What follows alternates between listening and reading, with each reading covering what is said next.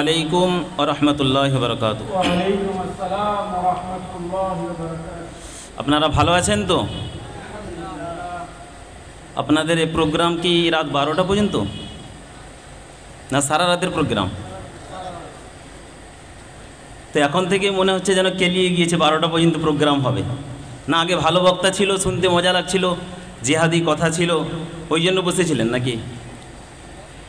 কিন্তু এখনও পর্যন্ত অনেক বয়স্ক আমার আব্বা জানেরা বসে আছেন এবং জওয়ান যুবক ভাইয়েরাও আছেন। মাশাআল্লাহ, আপনারা এসেছেন অনেক কষ্ট করে এবং এই গ্রামবাসী অনেক খরচ খরচা করে এই মাহফিলকে কায়েম করেছেন। কিসের উদ্দেশ্যে? সব ইবাদতের একটাই উদ্দেশ্য যে আল্লাহকে রাজি এবং খুশি করার, তাই তো?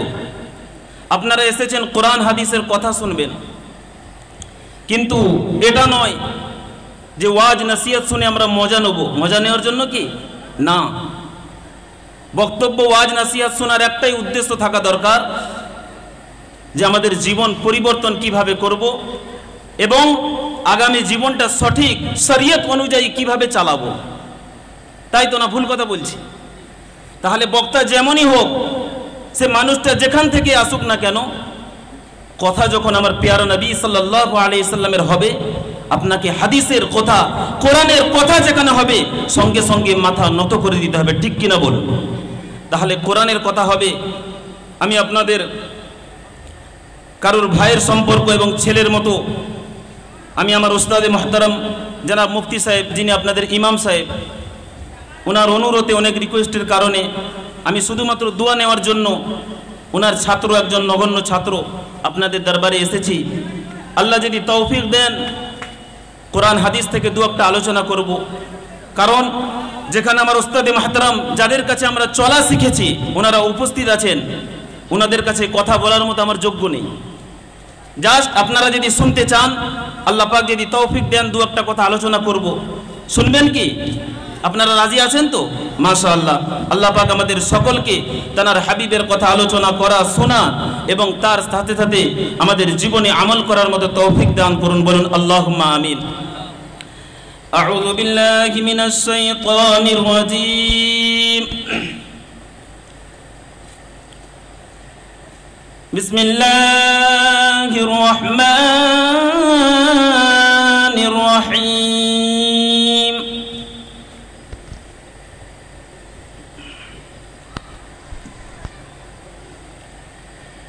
نحمده ونصلي على رسوله الكريم. أما بعد، فقد قال الله تعالى في كلامه المجيد والفرقان الحميد: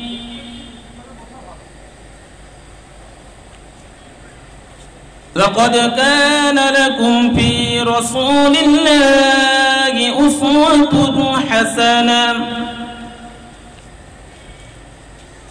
قال النبي صلى الله عليه وسلم: من أحب سنتي فقد أحبني، ومن أحبني كان معي في الجنة. وقال الله تعالى: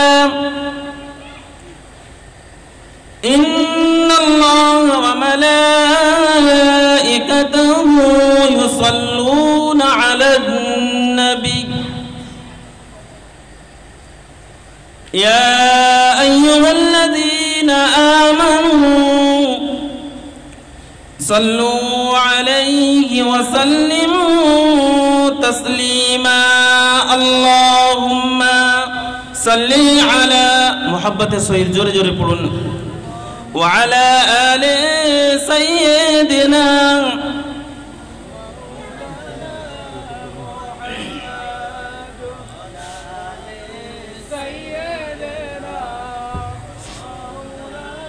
محبت نبیر শানে দরুদ তেলাওয়াত হচ্ছে। অন্য কাউকে খুশি করার জন্য নয়, শুধুমাত্র নবীর শানে দরুদ পড়ব, আমার পেয়ারা নবী সাল্লাল্লাহু আলাইহি সাল্লামকে খুশি করার জন্য আল্লাহ দেখবে, কোনো মানুষের জন্য নয়, কোনো বক্তার কথার জন্য নয়। তাই মহব্বতে একবার নবীর শানে দরুদ পড়ুন উচ্চ আওয়াজে, আল্লাহুম্মা সাল্লি আলা সাইয়্যিদিনা মাওলানা মুহাম্মদ ওয়া আলা আলি সাইয়্যিদিনা মাওলানা মুহাম্মদ। अपने आँखों से देखा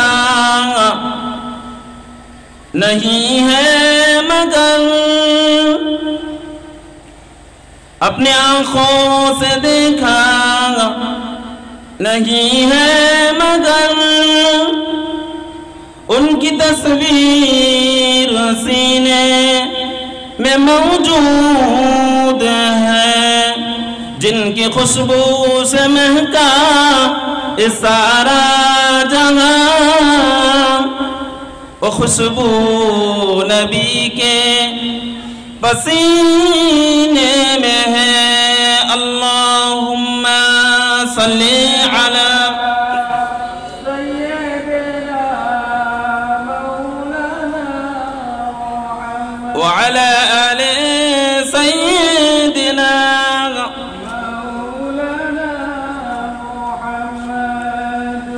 पैगंबरों का रोज़ा दिखा दे खुदाया, दरे मुद्दत से मिला दे खुदाया, शराबे मुहब्बत पिला दे खुदाया, पैगंबरों का रोज़ा दिखा दे खुदाया।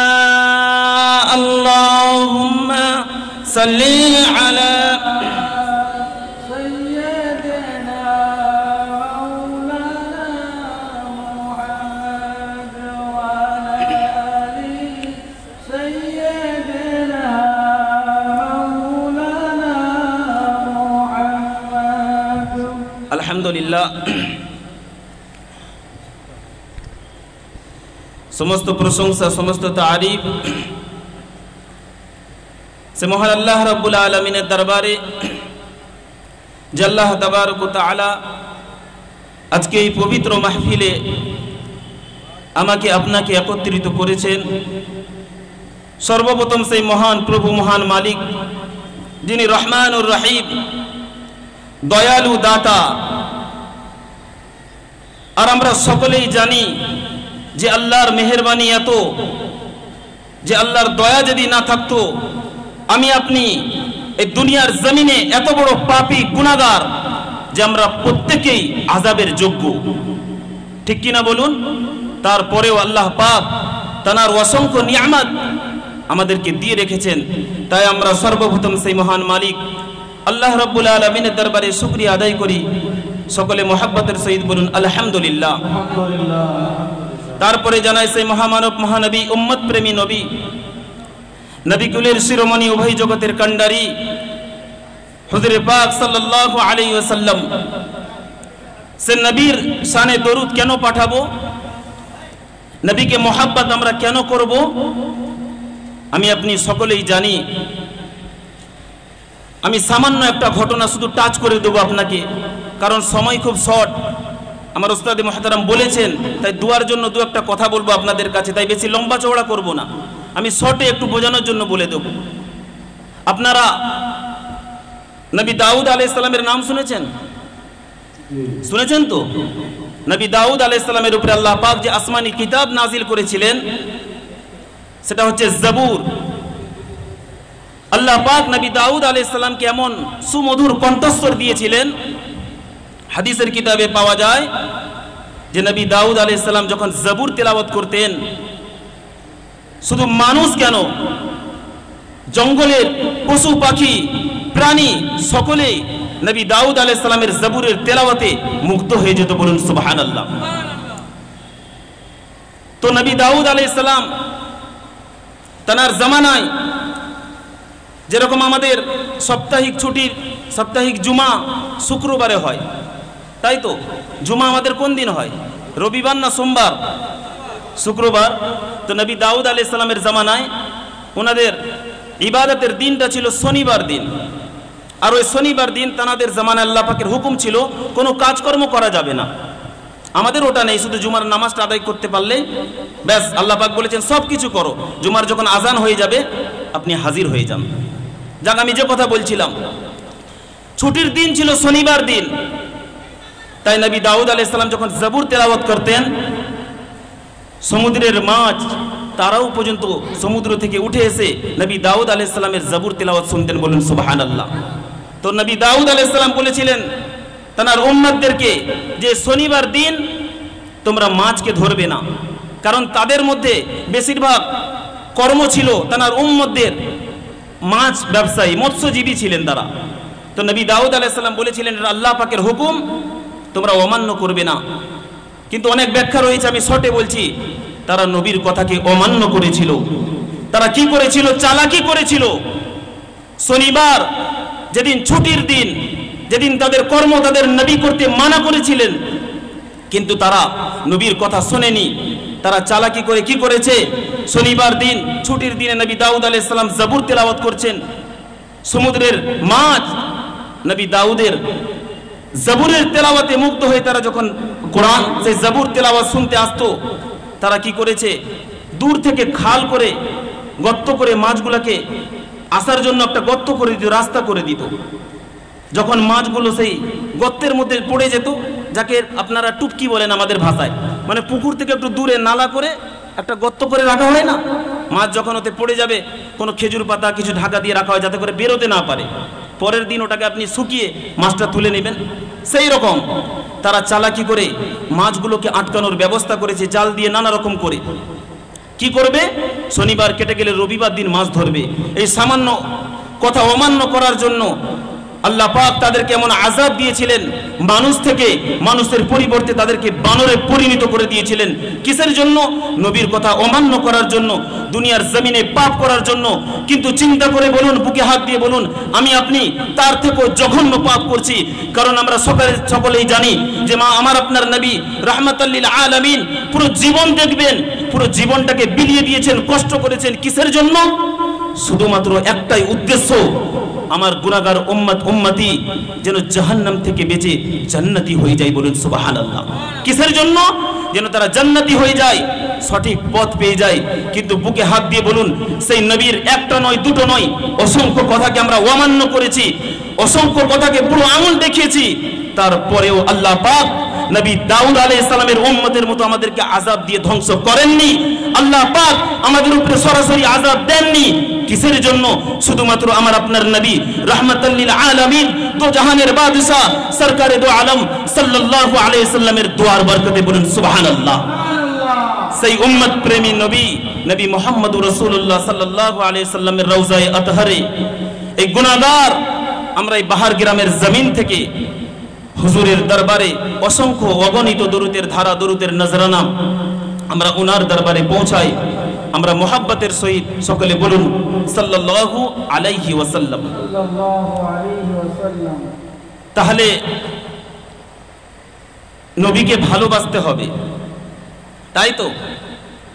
আর নবীর ভালোবাসা কেমন হবে? আমি মাইকে বলছি, মৌলভী সাহেব নবীকে ভালোবাসি, মোহাব্বত করি, বাস কমপ্লিট?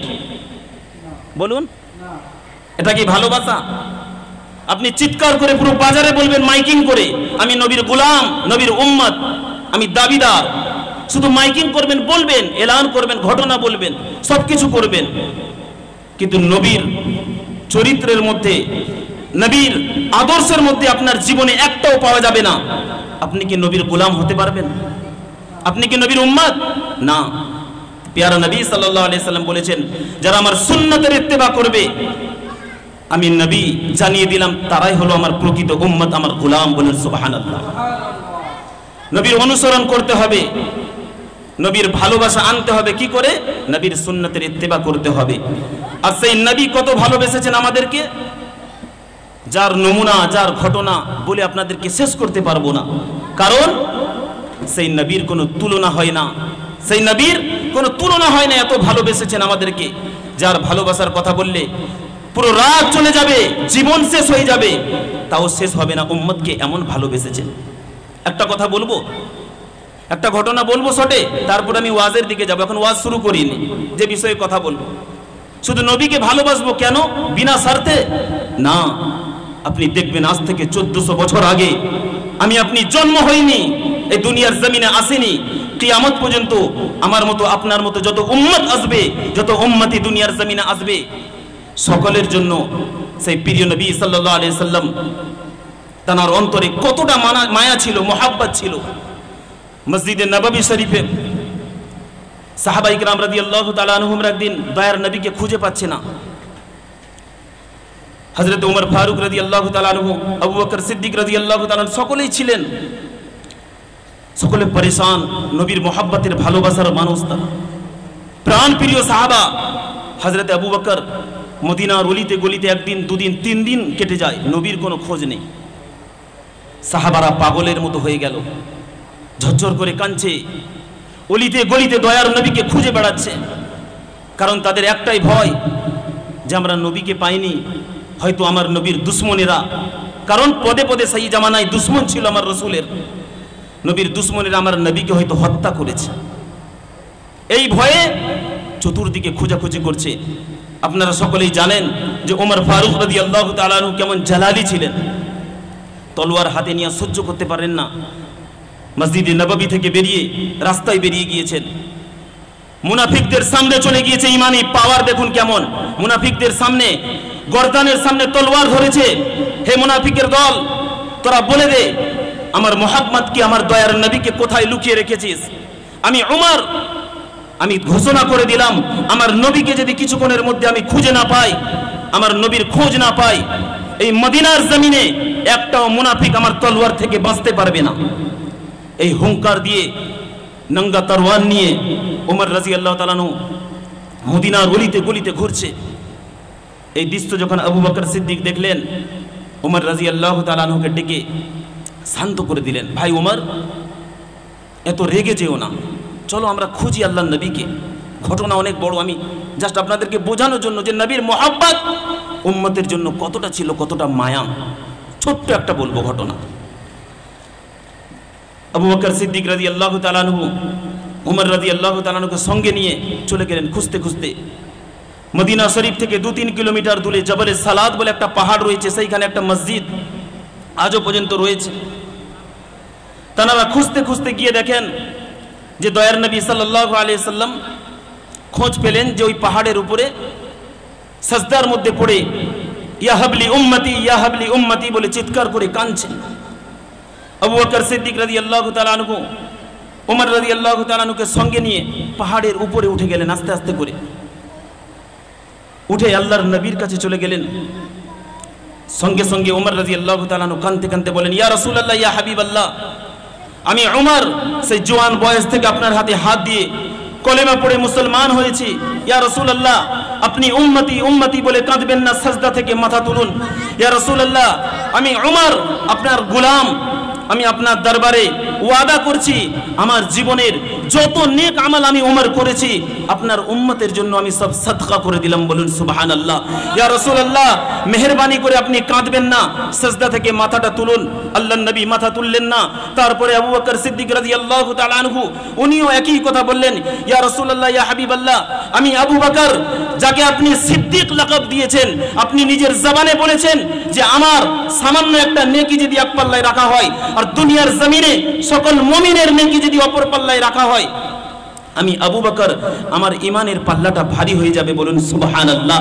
আমি আবু বকর ওয়াদা করছি, ইয়া রাসূলুল্লাহ, ইয়া হাবিবাল্লাহ, আপনার গুনাহগার উম্মত উম্মতিদের জন্য আমি আমার জীবনের সব নেক আমল, সব ইবাদত আমি দান করে দিলাম। বলুন সুবহানাল্লাহ। ইয়া রাসূলুল্লাহ, আপনি কাঁদবেন না, মাথা তুলুন। এত কাকুতি মিনতি করার পরেও আল্লাহর নবী মাথা তুললেন না। ওমর ফারুক রাদিয়াল্লাহু তাআলা আনহু কি করলেন, ফাতেমাকে, হযরত হাসান হোসেন সকলকে সঙ্গে নিয়ে গেলেন। সকলে মিলে কাঁদছে। মা ফাতেমা তিনিও বলছেন, আব্বা জান, আমি আপনার মোহাব্বতের বেটি ফাতেমা, আমার জীবনের যা নেক আমল রয়েছে, আমার কলিজার টুকরো হাসান হোসেন, আপনার কলিজার টুকরো নাতি, সকলের জীবনের নেক আমল আপনার গুনাহগার উম্মতের জন্য দিয়ে দিলাম। আপনি আর কাঁদবেন না। ইয়া রাসূলুল্লাহ, ইয়া হাবিবাল্লাহ, সিজদা থেকে মাথা তুলুন। আমার আপনার নবী তারপরেও কাঁদছেন, ঝরঝর করে সিজদার মধ্যে পড়ে। আল্লাহ পাক সইতে পারলেন না দয়ার নবীর কান্না, আল্লাহ পাক আর দেখতে পারলেন না। সঙ্গে সঙ্গে মহান আল্লাহ রাব্বুল আলামিন জিবরাইল ফেরেশতাকে পাঠালেন, হে জিবরাইল, যাও ওই জাবালে সালাতের মধ্যে চলে যাও, আমার হাবিবকে জানিয়ে দাও আর কাঁদতে হবে না। আমি আল্লাহ আমার হাবিবের চোখের পানি সইতে পারি না। আমার হাবিবকে সংবাদ শুনে দাও যে আমার হাবিব তার গুনাহগার উম্মত উম্মতিদের জন্য এত চিন্তা করে, আমার গুনাহগার উম্মত উম্মতিকে বড়ই ভালোবাসে, মোহাব্বত করে। আমি আল্লাহ জানিয়ে দিলাম, আমার হাবিবকে শুনিয়ে দাও। কি সংবাদ? যে কাল কিয়ামতের দিনে, যেদিন কঠিন দিন হবে, আমি আল্লাহ আমার হাবিবের একটা উম্মতকে, আমার নবীকে না বলে তাদেরকে আমি জাহান্নামে দেব না। বলুন সুবহানাল্লাহ, নারে তাকবীর, নারে তাকবীর। আল্লাহ পাক যখন এই সংবাদটা পাঠালেন, জিবরাইল ফেরেশতা এসে বললেন, ইয়া রাসূলুল্লাহ, ইয়া হাবিবাল্লাহ, আল্লাহ পাক ওয়াদা করেছেন আপনার কোনো উম্মত উম্মতিকে আপনাকে না জানিয়ে জাহান্নামে দেবে না। কথাটা শোনার সাথে সাথে আল্লাহর নবী সাজদা থেকে মাথাটা তুললেন। তোলার পরে বলেন, আবু বকর, আমি এই আশায় ছিলাম, কারণ আমি রাসূলুল্লাহ আমার উম্মত উম্মতিকে অনেক ভালোবাসি। আমার চিন্তা হয় আমার গুনাহগার কমজোর উম্মত উম্মতি না জানি তারা কোন পাপের কারণে জাহান্নামে চলে যাবে। বলুন, সেই নবীর ভালোবাসার তুলনা হবে? হবে? হবে না। তাহলে সেই নবীকে ভালোবাসতে হবে, আমাদের জন্য ওয়াজিব। বাঁচতে হবে তো। যদি সেই নবীকে ভালোবাসেন, মোহাব্বত করেন, সেই নবীর নামে দরুদ তেলাওয়াত করেন, আপনার ইহকাল এবং পরকাল দুই জগতে আপনি কামিয়াব হয়ে যাবেন। বলুন সুবহানাল্লাহ। কার কথা? দয়ার নবীর কথা। নবী আমার জানিয়ে দিলেন, মান সাল্লা আলাইয়া ওয়াহিদাতান সাল্লাল্লাহু আলাইহি আশরা। হে আমার উম্মত উম্মতি, শুনে রেখে দাও, জেনে রেখে দাও, দুনিয়ার জমিনে আমি রাসূলুল্লাহ জানিয়ে দিলাম, যারা দুনিয়ার জমিনে, পৃথিবীর জমিনে আমার উম্মত উম্মতানিদের মধ্যে আমি রাসূলুল্লাহ আমার ভালোবাসার কারণে, আমার মুহাব্বতের কারণে আমি নবী আমার উপরে দরুদ পাঠ করবে। আমি রাসূলুল্লাহ জানিয়ে দিলাম, মান সাল্লা আলাইয়া ওয়াহিদাতান, আমি রাসূলুল্লাহ আমার উপরে তারা জীবনে একবার দরুদ পাঠ করবে, দুনিয়ার জমিন থেকে একবার দরুদ পাঠাবে। আমার আল্লাহ পাক জানিয়ে দিলেন, ওই একবার দরুদের বিনিময়ে আল্লাহ পাক কত বড় সম্মান দিয়েছেন। নবী আমার জানিয়ে দিলেন, মান সাল্লা আলাইয়া ওয়াহিদাতান সাল্লাল্লাহু আলাইহি আশরা। তোমার একটা দরুদের বিনিময়ে আমার আল্লাহ পাক তোমার উপরে খুশি হয়ে, রাজি হয়ে 10টা রহমত নাজিল করে থাকেন। জোরে বলুন সুবহানাল্লাহ। যারা একবার দরুদ পড়বে, আমি রাসূলুল্লাহ জানিয়ে দিলাম, আল্লাহ পাক সেই উম্মত উম্মতানিদের উপরে 10 বার রহমত নাজিল করে থাকেন। বলুন সুবহানাল্লাহ। আর সেই নবীর অনুসরণ করে চলতে হবে, তবেই আমি আপনি ঈমানের সাথে মরতে পারবো। আর আমরা সকলেই জানি যে দুনিয়ার জমিনে এসেছি মানে মরতে একদিন হবে, তাই তো? এ কথায় আপনারা একমত তো? খোদার কসম করে বলছি, কোরআনের একটা কথা, কুল্লু নাফসিন যায়িকাতুল মাউত। এটা শুধু মুসলমান মুমিন নয়, দুনিয়ার জমিনে যে ধর্মেরই মানুষ হোক, ইহুদি, খ্রিস্টান, বেদিন, কাফের, মুনাফিক, সবাই কিন্তু কোরআনের এই আয়াতটাকে মানে। বলুন সুবহানাল্লাহ। তারা সকলেই জানে যে দুনিয়ায় হায়াত পেয়েছি মানে মওত একদিন হবে। আর আমি মুসলমান, আমরা সকলেই জানি মরে যাওয়ার পরে গোসল দিয়ে আপনাকে দাফন করে দেবে। দুনিয়ার জমিনে আপনি যত বড় রাজা বাদশাহ হন, যত ফ্যামিলির মালিক হন না কেন, কেউ আপনাকে আটকে রাখবে না। শুধুমাত্র এই শরীর থেকে রূহটা বেরিয়ে যাবে, আমাকে আপনাকে নিজের মোহাব্বতের কলিজার টুকরো সন্তান, সেও বলবে গ্রামের মানুষকে জড়ো করে যে আব্বার লাশটা বাইরে বার করে দাও। বলবে কি না বলুন? ঘরেও রাখবে না, কারণ দুনিয়ার দস্তুর। আমি আপনি যদি মরে যাই, যে কলিজার টুকরো ছেলের জন্য আপনি আল্লাহর হুকুম আহকামকে ছেড়ে দিয়েছেন, সেই কলিজার টুকরো ছেলেও বলবে আমার বাপের লাশটা বাইরে করে দাও। ইমাম সাহেবকে গিয়ে খবর দেবে, মসজিদে এলান করে দিতে বলো, তাড়াতাড়ি দাফন কাফনের ব্যবস্থা করতে বলো, কবরে দিয়ে দেবে। একটা সেকেন্ড দেরি করবে না। দুনিয়ার জমিনে আপনার টাকা পয়সা ধন সম্পদ আপনি কত রেখেছেন সব রয়ে যাবে। আপনি একা একটা সাদা কাপড়ে আপনাকে প্যাকিং করে সে অন্ধকার করে রেখে দেবে। আমাকে আপনাকে সেই অন্ধকার কবরের সম্মুখীন হতে হবে। সেই অন্ধকার কবরে আমাকে আপনাকে সওয়াল করা হবে। আমরা সকলেই জানি যে প্রশ্ন করা হবে। যদি প্রশ্নের জবাব দিয়ে দিতে পারি আমি আপনি পার হয়ে যাব। কারণ কবর হচ্ছে প্রথম মঞ্জিল, প্রথম স্টেজ। ওইখানে যদি আপনি পার হয়ে যান সব জায়গায় পার হয়ে যাবেন, সব জায়গায় ছাড় পেয়ে যাবেন। যখন প্রশ্ন করা হয়ে যাবে আমার আপনার সামনে ফেরেশতারা একটা ছবি দেখাবে, ফটো, জিজ্ঞেস করবে মাইয়াতকে মান হাযার রাজুল, এই মানুষটাকে তুমি চেনো? কাকে দেখাবে জানেন? আমার আপনার দয়ার নবী মুহাম্মদুর রাসূলুল্লাহ সাল্লাল্লাহু আলাইহি সাল্লামের ছবি দেখাবে। যে গুনাহগার পাপী হবে, ঈমান হারা হয়ে যার মৃত্যু হবে, সে বলবে লা আদরি, আমি জানি না, কে এই মানুষটা, চিনি না। যখন এই কথাটা বলবে যে আমি চিনি না, জানি না, সঙ্গে সঙ্গে তার কবর তাকে পেশাই করতে শুরু করে দেবে। হাদিসের মধ্যে এসেছে যে গুনাহগার পাপী বান্দার কবরে এমন ভাবে দুদিকের মাটি তাকে পেশাই করবে, একদিকের পাঁজর অপর দিকের পাঁজরের সাথে মিলে যাবে। যেরকম একটা হাত অপর হাতে রেখে দিলে এদিকের আঙুল ওদিকে মিশে যায়, সেরকম পাঁজরগুলো একে অপরের মধ্যে ঢুকে যাবে। আযাব শুরু হয়ে যাবে কিয়ামত পর্যন্ত। আমাকে আপনাকে সেই আযাবের সম্মুখীন হতে হবে। আর দুনিয়ার জমিনে সেই রাসূলের ইত্তেবা করে যদি চলি, হুকুম আহকাম মেনে চলি, তাহলে যদি চিনতে পারি যে ওটা আমার দয়ার নবী রাহমাতাল লিল আলামিন, বলার সাথে সাথে আল্লাহ পাক আপনার অন্ধকার কবরকে জান্নাতের বাগান বানিয়ে দেবেন। বলেন সুবহানাল্লাহ। কারণ দয়ার নবী নিজের জবানে বলেছেন আল কবরু রাউযাতুম মিন রিয়াজিল জান্নাহ আও হুফরাতুম মিন হুফারিন নার। কবর আমরা দেখছি 1-1.5 হাত চওড়া, 6 হাত 7 হাত লম্বা, ওটা একটা গর্ত। কিন্তু দয়ার নবী সাল্লাল্লাহু আলাইহি সাল্লাম বলেছেন ওটা আমার উম্মতানিদের মধ্যে কারোর জন্য ওই সামান্য গর্তটা জাহান্নামের গর্ত হবে, এবং কারোর জন্য ওই সামান্য গর্ত তোমরা দেখতে পাচ্ছ কিন্তু ওটা জান্নাতের বাগান হয়ে যাবে। বলুন সুবহানাল্লাহ। তাহলে দুনিয়ায় এসেছি মরতে হবে, এটা পারফেক্ট। বলুন আজ বর্তমান সমাজে প্রত্যেকটা মানুষের বলতে গেলে 99% মানুষের মধ্যে এটা ভাবনা চিন্তা যে আমরা দুনিয়ায় এসেছি, এমন আভাব দেখে বোঝা যায় যে পুরো জীবন দুনিয়ায় থাকবে, কিয়ামত পর্যন্ত থাকবে, তাই তো? কিন্তু আমরা সকলেই জানি এই দুনিয়ার ভ্যালিডিটি আমাদের কনফার্ম নেই, কোনো গ্যারান্টি নেই। কারোর 5 দিন, কারোর 5 বছর, কারোর 50 বছর, কারোর 100 বছর। কিন্তু আমরা বেশি জানি বেশিরভাগ মানুষ 70 থেকে 80 বছরের মধ্যে ইন্তেকাল হয়ে যায়। থাকে আর এই জামানায়? তাহলে কোনো গ্যারান্টি নেই যে জীবনের জন্য। আপনি সেই জীবনের এমন স্কিম করেছেন, এমন বাড়ি বানাচ্ছেন, এমন গতিবেগে, এমন লক্ষ্যে আপনি চলছেন যেন কিয়ামত পর্যন্ত এই দুনিয়ার জমিনে থাকবেন। আপনাকে এই জমিন ছাড়তে হবে না।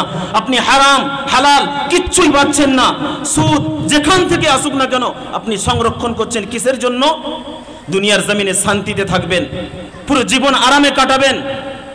কিন্তু আমার আল্লাহ বলেছেন তুমি যে রাস্তায় চলছো বান্দা, সেখানে তুমি শান্তি পাবে না, আরাম পাবে না। আমি আপনি চিন্তা করে বলুন, আমরা যতটা অর্থ, জায়েজাত, জায়গা জমিন, ধন সম্পদ রেখেছি, আপনি দেখবেন যারা কোটিপতি মানুষ রয়েছে, আব্বাজান খারাপ নেবেন না, আমি বোঝানোর জন্য বলছি, অনেক জমি রয়েছে যাদের, দেখবেন তারা এক পিঁড়ি নয় কয়েক পিঁড়ি চলে যায়, ভোগ করতে পারে না। পারে কি? সে শুধু জানে আমার এত বিঘা জমি রয়েছে, এত ডিসমেল জমি রয়েছে, বাজারে এত ঘর রয়েছে, জানে, জেনেই তার ইন্তেকাল হয়ে যায়। তার ছেলেও জানে আছে, কিন্তু কোন পিঁড়ি ভোগ করবে কেউ জানে না। কিন্তু সেই মানুষটা আল্লাহর হুকুমকে অমান্য করে দুনিয়ার জমিনে সব সঞ্চয় করেছে, হারাম হালাল কিচ্ছু দেখেনি। কিন্তু সেই সম্পদ, সেই জায়েজাত, সেই জিনিসগুলো, সেই সময়গুলো আপনার কবরে আপনার দুশ্মন হয়ে দাঁড়াবে, আপনার আযাবের কারণ হয়ে যাবে। সেদিন কেউ বাঁচাবে না। কারণ আল্লাহর কোরআন বলেছে আমি আল্লাহ মাওয়াত এবং হায়াত কেন সৃষ্টি করেছি, কি উদ্দেশ্য ছিল আল্লাহ পাকের যে আমাদেরকে পাঠিয়েছেন আবার নিয়ে নেবেন? কিছু তো কারণ থাকবে। বলুন, বিনা কারণে কি আল্লাহ পাক সৃষ্টি করেছেন? না, আমার আল্লাহ পাক নিজেই জানিয়েছেন আমি আমার বান্দা বান্দিকে কেন সৃষ্টি করেছি, হায়াত মাউতকে কেন সৃষ্টি করেছি। আল্লাহ রাব্বুল আলামিন কোরআনে জানিয়েছেন, বিসমিল্লাহির রহমানির রহিম, الذي خلق الموت والحياة ليبلوكم أيكم أحسن عملا। আমি আল্লাহ পাক দুনিয়ার জমিনে হায়াত এবং মওতকে সৃষ্টি করেছি, এর পিছনে একটা উদ্দেশ্য রয়েছে। আমি আল্লাহ, আমার একটা কারণ রয়েছে। আমি আল্লাহ পাক দুনিয়ার জমিনে হায়াতকে সৃষ্টি করেছি। আল্লাযী খালাকাল মাউতা ওয়াল হায়াতা, হায়াত এবং মওতকে সৃষ্টি করেছি কিসের জন্য? আল্লাযী খালাকাল মাউতা ওয়াল হায়াতা লিয়াবলুয়াকুম, তোমাদের পরীক্ষা নেওয়ার জন্য, তোমাদেরকে পরীক্ষা করার জন্য। আইয়ুকুম আহসানু আমালা, যে দুনিয়ার জমিনে তোমরা আমার সম্পদ সবকিছু নিয়ে আমার নিয়ামত নেওয়ার পরে আমি আল্লাহ আমার হুকুম, আমার নবীর হুকুম কতটা মান্য করে চলো। আইয়ুকুম আহসানু আমালা, কতটা নেক আমল করতে পারো। আমি আল্লাহ পরীক্ষা নেওয়ার জন্য তোমাদের হায়াত এবং মওতকে সৃষ্টি করেছি। আল্লাহ হায়াত এবং মওত দিয়েছে কিসের জন্য? লিয়াবলুয়াকুম আইয়ুকুম আহসানু আমালা, পরীক্ষা নেওয়ার জন্য, যে আমি আল্লাহ পরীক্ষা করব যে দুনিয়ার জমিনে তোমরা কতটা নেক আমল করতে পারো, কতটা নেকির কাজ করতে পারো। আমি আল্লাহ পরীক্ষা নেওয়ার জন্য এই হায়াত এবং মওতকে সৃষ্টি করেছি। কিন্তু একটা দুঃখের কথা, একটু মনোযোগ দিয়ে শুনবেন, মূল্যায়ন করলে বুঝতে পারবেন, আপনি বিবেকে চিন্তা করবেন যে আল্লাহ পাক আমাদেরকে ভালোবেসে 18,000 মখলুকাতের মধ্যে কি বানিয়েছে বলুন? শ্রেষ্ঠ মখলুক বানিয়েছে। কোন কুকুর, বিড়াল, জন্তু জানোয়ারের মতো পশু বানায়নি। আল্লাহ পাক আমাকে আপনাকে ভালোবেসে মানুষ রূপে পাঠিয়েছে। তাই তো মোহাব্বত করে আশরাফুল মখলুক আল্লাহ পাক আমাদেরকে আশরাফুল মখলুক বানিয়ে দুনিয়ার জমিনে পাঠিয়েছেন। আর আল্লাহ পাক যে জান্নাত বানিয়েছে কার জন্য বলুন? বলুন, আমার আপনার জন্যই তো। আমাকে আপনাকে ভালোবেসে আল্লাহ পাক শ্রেষ্ঠ বানিয়েছে, আর আমার আপনার জন্য আল্লাহ পাক মোহাব্বত করে ভালোবেসে জান্নাতকে বানিয়ে রেখেছে। বলুন সুবহানাল্লাহ। কার জন্য? আমার আপনার জন্য। কিন্তু চিন্তা করে দেখবেন, আমরা দুনিয়ার জমিনে অনেক ভাগ্যবান, অনেক ভাগ্যবান হয়ে এসেছি। আল্লাহ পাক অনেক বড় ভাগ্যবান বানিয়েছেন আমাদেরকে, কিন্তু আমরা নিজের তাকদীরে নিজেরাই লাথি মেরেছি। আজ আমরা হতভাগা, আমাদের নসিব দুর্ভাগ্যের কারণ আমরা নিজেরাই আমাদের জীবনটাকে গর্তের মধ্যে ঠেলে দিয়েছি। কারণ আমি আপনি কবরে জবাব দিতে পারবো না, কারণ আল্লাহ পাক আমাকে আপনাকে শ্রেষ্ঠ বানিয়েছে মখলুকের মধ্যে। এবং আল্লাহ পাক দুনিয়ার জমিনে সবচাইতে শ্রেষ্ঠ কিতাব দিয়েছে, তার নামটা কি? কালামুল্লাহ মাজিদ। শ্রেষ্ঠ মখলুক বানিয়েছে, শ্রেষ্ঠ কিতাবও দিয়েছে। বলুন সুবহানাল্লাহ। শুধু শ্রেষ্ঠ কিতাব দিয়ে ছাড়েননি, আল্লাহ পাক যত নবীকে পাঠিয়েছেন, পয়গম্বর আলাইহিস সালামদেরকে পাঠিয়েছেন, তাদের সকলের মধ্যে আমি আপনি যে নবীকে পেয়েছি সে নবীটাও হলো শ্রেষ্ঠ নবী। বলুন সুবহানাল্লাহ। তাহলে আল্লাহ পাক মখলুক 18,000 মখলুকাতের মধ্যে শ্রেষ্ঠ মখলুক বানিয়েছে, শ্রেষ্ঠ কিতাব দিয়েছেন, এবং তার সাথে সাথে কি করেছেন বলুন? শ্রেষ্ঠ নবীও দিয়েছেন। সবকিছু শ্রেষ্ঠ পেয়েছি। সবকিছু শ্রেষ্ঠ পাওয়ার পরে আমি আপনি সেই বিচারের দিনে, হাসরের দিনে যদি নবীর উম্মত হিসাবে পরিচয় না দিতে পারি, আল্লাহ পাক আমাকে আপনাকে যদি জাহান্নামী বানিয়ে দেয়, সেদিন কি মুখ দেখাবো? দেখাতে পারবেন? আমার থেকে আপনার থেকে হতভাগা কেউ হবে? আপনি কোরআনের তাফসীর খুলে দেখবেন, সূরা কাহাফের মধ্যে আল্লাহ পাক জানিয়েছেন যে সাহাবে কাহাফের যে কুকুর ছিল, আল্লাহ ওয়ালাদের ঘটনা। আল্লাহ ওয়ালাদের সাথে একটা কুকুর ছিল পাহারাদার। যেদিন কিয়ামতের দিনে আমার আপনার চোখের সামনে বিশ্ববাসী থাকবে, সেখানে সকলে থাকবে। আল্লাহ পাক এই শ্রেষ্ঠ উম্মতের কাছে আমরা শ্রেষ্ঠ কিতাব পাওয়ার পরে, শ্রেষ্ঠ নবীর পাওয়ার পরে যখন দাঁড়িয়ে থাকবো আমাদের সামনে, আল্লাহ পাক আসহাবে কাহাফের কুকুরটাকে জান্নাতে দেবে। চিন্তা করে বলুন সেই দিনে কেমন মাহশর হবে। আমি আপনি বুকে হাত দিয়ে চিন্তা করি যে সেই দিন আল্লাহ পাক আমাদেরকে সবকিছু শ্রেষ্ঠ দেওয়ার পরেও যদি আমি আপনি জান্নাত জাহান্নামের টিকিট পেয়ে যাই, আল্লাহ যদি জাহান্নামী বানিয়ে দেয়, সেই দিন কি হবে? সেই দিনের মতো দুর্দশা হবে? বলুন, একটা কুকুর সে জান্নাতে যাবে, আর আমি আপনি শ্রেষ্ঠ উম্মত হয়ে যদি ঈমান হারা হয়ে দুনিয়া থেকে যায়, যদি জাহান্নামে যায়, এর থেকে লজ্জাজনক আর কিছু নেই। আল্লাহ কোরআনেই বলেছে, আমি আমার বান্দা বান্দিকে শ্রেষ্ঠ বানিয়েছি, তোমার জন্য শ্রেষ্ঠ কিতাব দিয়েছি, শ্রেষ্ঠ নবী দিয়েছি, সব কিছু শ্রেষ্ঠ দিয়েছি, শ্রেষ্ঠ ধর্ম দিয়েছি। সবচাইতে ভালো ধর্ম কি? ইন্নাদ দীনা ইনদাল্লাহিল ইসলাম। যে ধর্ম আমার কাছে মনোনীত, আমি আল্লাহ আমার কাছে প্রিয়, সেই ধর্মটাও তোমরা পেয়েছো, বলুন সুবহানাল্লাহ। সব কিছু শ্রেষ্ঠ পেয়েছি। আল্লাহ পাক বলেন, সব শ্রেষ্ঠ দিয়েছি, তোমাদেরকে ভালোবেসে আমি জান্নাত বানিয়েছি। কিন্তু শুধু জান্নাতকে বানিয়ে আমি আল্লাহ ক্ষান্ত হইনি। আমি আল্লাহ সেই উম্মতের জন্য, সেই আমার হাবিবের উম্মতি, আমার বান্দা বান্দির জন্য আমি আল্লাহ জাহান্নামও বানিয়েছি। আরে জাহান্নাম বানিয়েছে কিসের জন্য? খালি থাকবে বলে? বলুন, জাহান্নামেও তো কেউ যাবে। তাহলে বলুন, চিন্তা করে দেখি কেমন কথা।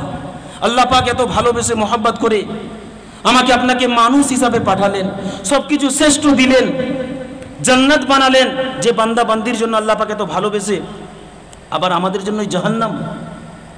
আল্লাহ পাক নিজেই কোরআনের বলেছেন, ওয়ালাকাদ যারানা লিজাহান্নামা কাসীরাম মিনাল জিন্নি ওয়াল ইনস লাহুম কুলুবুন লা ইয়াফকাহুনা বিহা ওয়া লাহুম আ'য়ুনুন লা ইবসিরুনা বিহা ওয়া লাহুম আযানুন লা ইয়াসমাউনা বিহা। আল্লাহ কি বললেন? সেই মানুষের মধ্যে, সেই মানুষগুলো কারা? তোমরা দুনিয়ার জমিনে দেখবে তাদের মানুষের মধ্যে দুটো হাত রয়েছে, দুটো পা রয়েছে, দুটো চোখ রয়েছে, পুরো মানুষের চেহারা সেম টু সেম, সব কিছু। রাগ করবেন না, এটা কোরআনের কথা, আমি বলিনি। আমার আল্লাহ বলেছেন, যে আপনাকে আমাকে বানিয়েছে, যিনি জান্নাত জাহান্নামের মালিক, তিনি নিজেই ঘোষণা করেছেন কোরআনে। আপনি কোরআন খুলে দেখে নেবেন, জিজ্ঞেস করে নেবেন আলেম ওলামাদেরকে। আল্লাহ নিজেই বলছেন, তারা দেখতে মানুষরূপী হবে, কিন্তু তাদের চরিত্র মানুষের মতো থাকবে না। তাদের অন্তর থাকবে, খারাপ ভালো বুঝতে পারবে না। তাদের কান থাকবে, সেই কানে ভালো কথাগুলো যাবে না, ভালো কথাগুলো শুনে আমল করতে পারবে না। তাদের কান থেকেও নেই, তাদের দিল থেকেও থাকবে না। আল্লাহ বলেন, ওই সমস্ত মানুষকে, ওই সমস্ত বান্দা বান্দিকে আমি আল্লাহ কি ঘোষণা করেছি? শুধু নিকৃষ্ট জাহান্নামী বলে থামেনি। আল্লাহ পাক বলেন, উলাইকা কাল আনআম, তারা হলো চতুষ্পদ জানোয়ারের মতো, জানোয়ারের মতো। আল্লাহ বলেছেন, এটা কোরআনের কথা, আমার কথা নয়।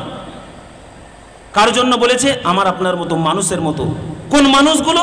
যাদের দিল থেকেও নেই, যাদের কান থেকেও নেই, যাদের সবকিছু থাকার পরেও তারা কিচ্ছু বুঝে না। আল্লাহ পাক বলেন, তারা চতুষ্পদ জানোয়ারের মতো। শুধু এই জায়গায় ক্ষান্ত হননি, তারপরেও আল্লাহ পাক বলেন, বালহুম আযল, বরং আমি আল্লাহ ঘোষণা করলাম, ওই সমস্ত মানুষরূপী মানুষগুলো তারা তার থেকেও নিকৃষ্ট, তার থেকেও নিকৃষ্ট। তাহলে মূল্যায়ন করে বলি, আমি আপনি কোন পর্যায়ে রয়েছি, কোন জায়গায় রয়েছি? সকলকে দুনিয়ার জমিন ছেড়ে দিতে হবে। তাই আল্লাহ পাক আমাদেরকে সুযোগ দিয়েছে, এখন আমরা দুনিয়ার জমিনে হায়াতে রয়েছি, বলুন সুবহানাল্লাহ, আলহামদুলিল্লাহ বলুন জোরে। আল্লাহ পাক আমাদেরকে এখন হায়াতে রেখেছেন, আল্লাহর দরওয়াজা সব সময় খোলা। আল্লাহ পাক বলেন, বান্দা যখন আমার দরবারে এসে যতই পাপ করুক, যত বড় পাপী হোক, আমি আল্লাহ এমন ক্ষমাশীল দয়ালু, যখন দুটো হাত তুলে নিজের পাপের কথা স্মরণ করে আমার দরবারে চোখের একটা পানি ছেড়ে দেবে, এক ফোঁটা পানি, আমি আল্লাহ তার জীবনের সমস্ত গুনাহকে মাফ করে দেবো, বলুন সুবহানাল্লাহ। এত বড় পাওয়ার। কিন্তু আজকে দুনিয়ার জমিনে বর্তমান পরিস্থিতি, বলুন, মানুষ কি শরীয়ত অনুযায়ী চলে? হারাম হালাল বেঁচে চলে? পুরো সব জায়গায় এ টু জেড সুদে হারামে ভরে গিয়েছে। আচ্ছা বলুন, আমি আপনি আমার ফ্যামিলির জন্য, সংসারের জন্য যদি কিছু হারাম মাল রোজগার করে নিয়ে যাই, হারাম মাল রোজগার করে নিয়ে যাই, ওটা আমার জন্য হারাম হবে, কিন্তু পরিবারের সবার জন্য কি হারাম হবে? এটা একটা মশলার কথা, আপনাদেরকে বোঝানোর জন্য বলছি, কোনো মশলা বোঝানোর জন্য নয়। ওটা আপনার বিবির জন্য হালাল হবে, বাচ্চার জন্য হালাল হবে, কারণ আপনি জিম্মেদার, আল্লাহর কাছে আপনি ধরা পড়বেন। কিন্তু বড় দুঃখের সাথে বলতে লাগে, এই দুনিয়ার জমিনে আজ বর্তমান পরিস্থিতি মুসলমানের এমন অবস্থা, নিজে তো হারাম খাচ্ছে, নিজে তো সুদ খাচ্ছে, পুরো হারামের মধ্যে ডুবে আছে, তারপরে যে পবিত্র মহিলা নিজের বিবি, মা, বোন যারা পাকিজা ছিল, যাদের দোয়া করলে আল্লাহ দোয়া কবুল করে নিতেন, তাদেরকেও হারাম রাস্তায় মুসলমান নামিয়ে দিয়েছে। এত নিকৃষ্ট মুসলমান এমন পর্যায়ে পৌঁছে গিয়েছে। কিসের জন্য? নিজে তো সুদ খাচ্ছে, নিজের বাড়ির বউটাকেও কোথায় সমিতিতে নাম লিখিয়েছে, লোন বুঝতে পারেন, সমিতির মেম্বার বানিয়েছে বাড়ির বউকে। আর এই মাল জুব্বা পরে মসজিদে সুবহানাল্লাহ করেছে, লাইলাতুল কদরের পুরো রাত ইবাদত করে নামাজের মুসাল্লা ভিজিয়ে দিয়েছে। ও জান্নাতে যাবে? হ্যাঁ, ওর মেম্বার বসে থাকবে তো কবরের গোড়ায়, আঁচল ধরে মারকে সঙ্গে নিয়ে জাহান্নামে চলে যাবে। বাঁচতে পারবে? বলুন, আমরা কত নিকৃষ্ট হয়ে গিয়েছি।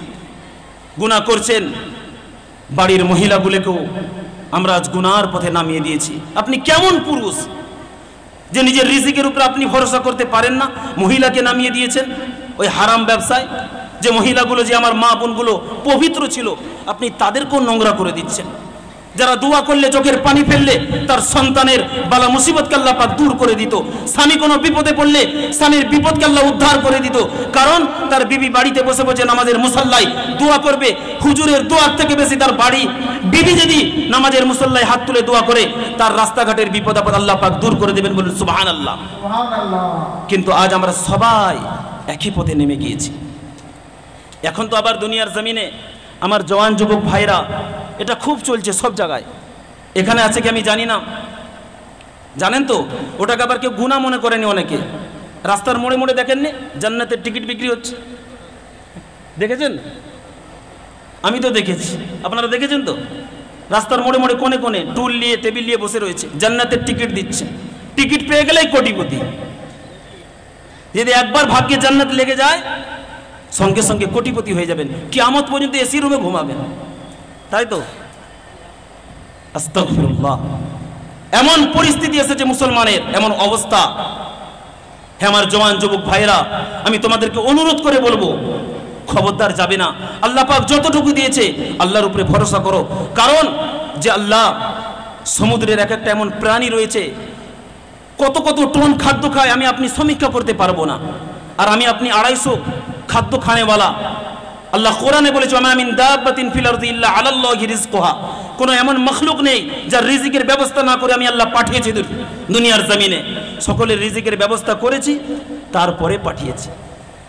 আর আমরা মুসলমান শ্রেষ্ঠ হওয়ার পরেও পেটের চিন্তা করিনি, হারাম মাল এসেছে নিয়ে নি, নাহলে অভাব হয়ে যাবে। কোরআনের বিশ্বাস নেই। জীবন পরিবর্তন করুন, কারণ আমাকে আপনাকে সকলকে ফিরে যেতে হবে, সেই আল্লাহর দরবারে মুখ দেখাতে হবে, সেই কবরের সম্মুখীন হতে হবে। তাই তো কবরের ভয় যদি থাকে, হে আমার জওয়ান যুবকেরা, সাহাবাদের কথা শুনবেন, কারণ আমরা সকলেই জানি আল্লাহর নবী সাহাবাদের ব্যাপারে বলে গিয়েছেন, আসহাবিকান নুজুম, আমার প্রত্যেকটা সাহাবার নক্ষত্রের মতো। বলুন সুবহানাল্লাহ। আপনি যাকে অনুসরণ করবেন জান্নাতি হয়ে যাবেন।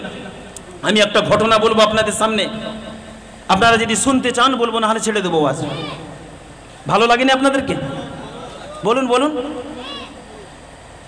যদি ভালো লাগে বলবো, কারণ এটা নবীর কথা, আমাকে মানতে হবে না, শুধু কথাটা শুনুন। এবং কিসের জন্য শুনবেন? যে সাহাবার কথা শুনবেন, নবীর কথা শুনবেন, জানার তাজকিরা করলে, কথা শুনলেও আপনি সওয়াব পেতে থাকবেন। বলুন সুবহানাল্লাহ। যতক্ষণ আলোচনা করব আমি আপনি, আল্লাহ পাক রহমত নাজিল করতে থাকবেন। বলুন সুবহানাল্লাহ। নবী পাকের একজন সাহাবা হযরত সাদ রাদিয়াল্লাহু তাআলা আনহু, অনেক ভালো মহব্বত করে শুনবেন, মনোযোগ দিয়ে শুনবেন, কথাটা কত দামি, কেমন নবীর ভালোবাসা ছিল, সুন্নতের ইত্তেবা কেমন করতে হয়, নবীর ভালোবাসা কেমন রাখতে হয়, নবীকে কেমন মানতে হয়। যদি শিখতে হয়, কার কাছে শিখতে হবে? জোরে বলুন। সাহাবা ইকরাম রাদিয়াল্লাহু তাআলা আনহুমদের কাছে। নবী আমার মসজিদে নববী শরীফে আছেন, নবী পাকের একজন প্রাণপ্রিয় জওয়ান সাহাবা হযরত সাদ রাদিয়াল্লাহু তাআলা আনহু আল্লাহর নবীর দরবারে হাজির, এসে ঝরঝর করে কাঁদছেন। নবী আমার জিজ্ঞেস করছেন, হে সাদ, তুমি কাঁদছো কেন?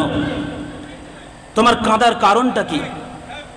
হযরত সাদ রাদিয়াল্লাহু তাআলা আনহু ঝরঝর করে কাঁদতে কাঁদতে বলেন, ইয়া রাসূলুল্লাহ, ইয়া হাবিবাল্লাহ, আমি সাদ আপনার হাতে হাত দিয়ে কলমা পড়ে মুসলমান হয়েছি, ইসলাম গ্রহণ করেছি, আজ প্রায় 7-8 মাস হয়ে গেল।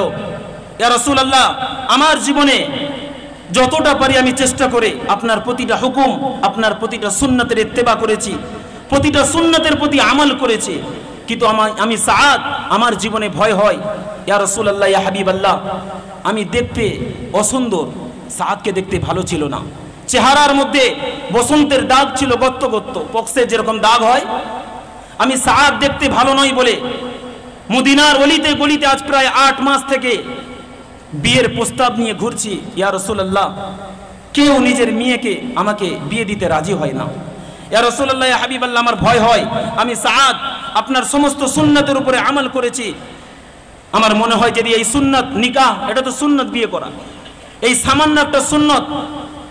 সাদ রাদিয়াল্লাহু তাআলা বলছেন, ইয়া রাসূলুল্লাহ, ইয়া হাবিবাল্লাহ, এই সুন্নতটা আমি আমল করতে পারিনি, আমার ভয় হয় না জানি আল্লাহ পাক এই সুন্নতের উপরে আমল না করার কারণে আমাকে যদি জান্নাত থেকে বঞ্চিত করে দেয়। ইয়া রাসূলুল্লাহ, ইয়া হাবিবাল্লাহ, আমি সাদ, আমার কলিজায় ভয় হয় আল্লাহ পাক যদি আমাকে জাহান্নামায় দিয়ে দেয়। আল্লাহর নবী কথাটা শুনলেন, সঙ্গে সঙ্গে বললেন, হে সাদ, তুমি চিন্তা করো না, তুমি বিয়ে করতে রাজি আছো? বললেন, লাব্বাইক ইয়া রাসূলুল্লাহ, আমি রাজি আছি। আল্লাহর নবী বললেন, এই মদিনা শরীফে সবচাইতে যে ধনী ব্যক্তি আমার ইবনে ওয়াহাব, কি নাম? আমার ইবনে ওয়াহাব, তার মেয়ের সাথে আমি তোমার শাদী দিয়ে দিলাম। বলেন সুবহানাল্লাহ।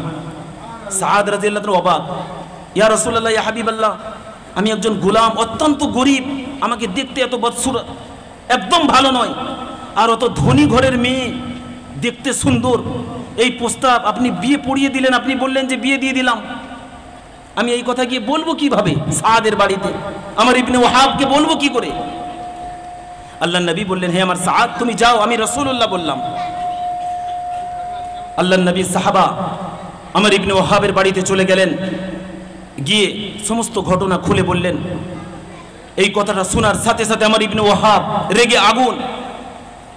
স্বাভাবিক রাগার কথা যে আমি এত ধনী ব্যক্তি, আমার মেয়ের জন্য তোমার বিয়ে দিয়ে দিয়েছে, তুমি এই প্রস্তাব শোনাতে এসেছো, তোমার সাহস তো কম নয়। এই কথা বলার সাথে সাথে আমার ইবনে ওয়াহাব সাদ রাদিয়াল্লাহু তাআলা আনহুকে লাঞ্ছিত বঞ্চিত করে দরজা থেকে বার করে দিয়েছে, চলে যাও রাসূলের দরবারে, আমি তোমার প্রস্তাবকে মানব না। এই কথাটা আমার ইবনে ওয়াহাবের মেয়ে বাড়ির ভেতর থেকে শুনছিলেন, সঙ্গে সঙ্গে বাড়ির ভেতর থেকে বেরিয়ে এলেন। আব্বাজান, আপনি কি অপরাধ করলেন? এত বড় অন্যায় আপনি কি একবারও চিন্তা করে দেখেছেন? ওই মানুষটা যে কথাটা বলছে, কার কথা বলছে? উনি যে প্রস্তাবটা দিয়েছেন, কার প্রস্তাব? এটা তো সরকারে দো আলম সাল্লাল্লাহু আলাইহি সাল্লামের কথা, আমার দয়ার নবী, মায়ের নবী, মদিনাওয়ালার কথা। আপনি তাকে তাড়িয়ে দিলেন, এ তো আমার নবীকে অপমান করা হবে। যখন সেই মেয়েটা বললেন, হে আব্বাজান, আমার নবী যখন বলেছে ওই বিয়েতে আমি রাজি আছি, বলুন সুবহানাল্লাহ। আপনি চলে যান, চলে যাও, জলদি চলে যাও নবীর দরবারে, আল্লাহর নবীর কাছে গিয়ে ক্ষমা চাও। আমার ইবনে ওয়াহাব ছুটে ছুটে নবীর দরবারে চলে গেলেন। ইয়া রাসূলুল্লাহ, ইয়া হাবিবাল্লাহ, আমি বুঝতে পারিনি, বেয়াদবি মাফ করবেন, আমার এই অন্যায়টাকে, এই অপরাধটাকে আপনি ক্ষমা করে দেন। আল্লাহর নবী ক্ষমা করে দিলেন। হযরত সাদ রাদিয়াল্লাহু তাআলা আনহুকে ডেকে পাঠালেন, তোমার বিয়েতে সবকিছু রেডি, যাও, আমি রাসূলুল্লাহ বলে দিলাম। আমার ইবনে ওয়াহাবকেও বলে দিল, তুমি বলে দাও তোমার জামাইকে যে তার স্ত্রীকে নিয়ে যেন বাড়িতে চলে যায়, খুশির খবর। আল্লাহর নবী 600 দিরহাম মহারানা ধার্য করলেন। কত? 600 দিরহাম সেই বিয়ের মহারানা ধার্য করলেন। নবী পাকের সাহাবা হযরত সাদ রাদিয়াল্লাহু তাআলা আনহু অনেক গরিব ছিলেন, একদম অত্যন্ত গরিব সাহাবা। 600 দিরহাম মহারানা কি করে আদায় করব? সমস্ত সাথীদেরকে বললেন যে ভাই কি করা যাবে? আল্লাহর নবীর সাহাবারা নবীকে ভালোবাসতেন, নবীর ভালোবাসার কারণে, কারণ এটা তো নবীর প্রস্তাব, এ সাদের বিয়ে যদি হয় আমার রাসূল খুশি হবে। তাই সমস্ত সাহাবারা আলোচনা মাশওয়ারা করে তারা টাকা তুলে হযরত সাদ রাদিয়াল্লাহু তাআলা আনহুর হাতে 600 দিরহাম মহারানার টাকা তুলে দিলেন।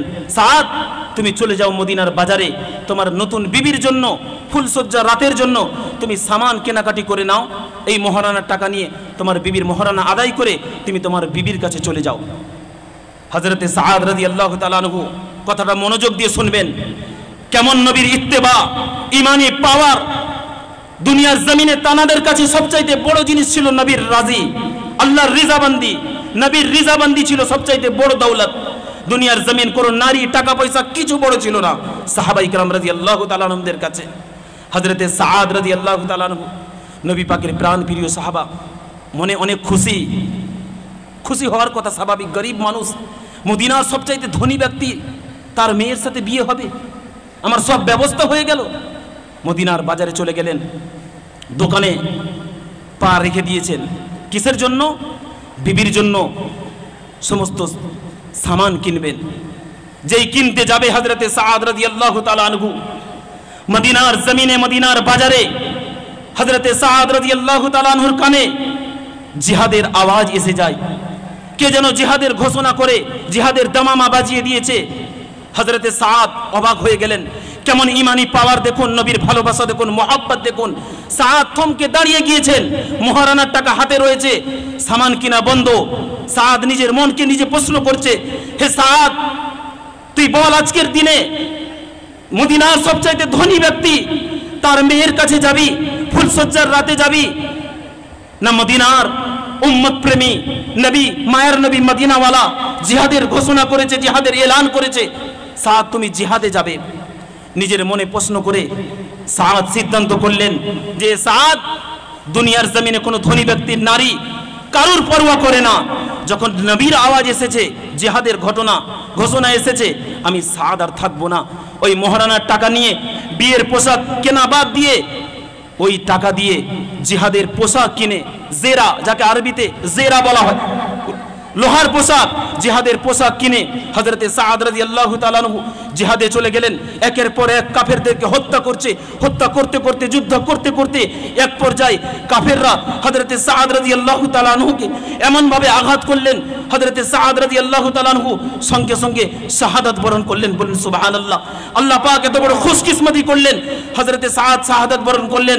নবী আমার জিহাদ যখন শেষ হয়ে গিয়েছে, সাহাবাদেরকে নিয়ে মুসলিমদের লাশগুলোকে তুলে তুলে আনবে, কারণ দাফনের ব্যবস্থা করতে হবে।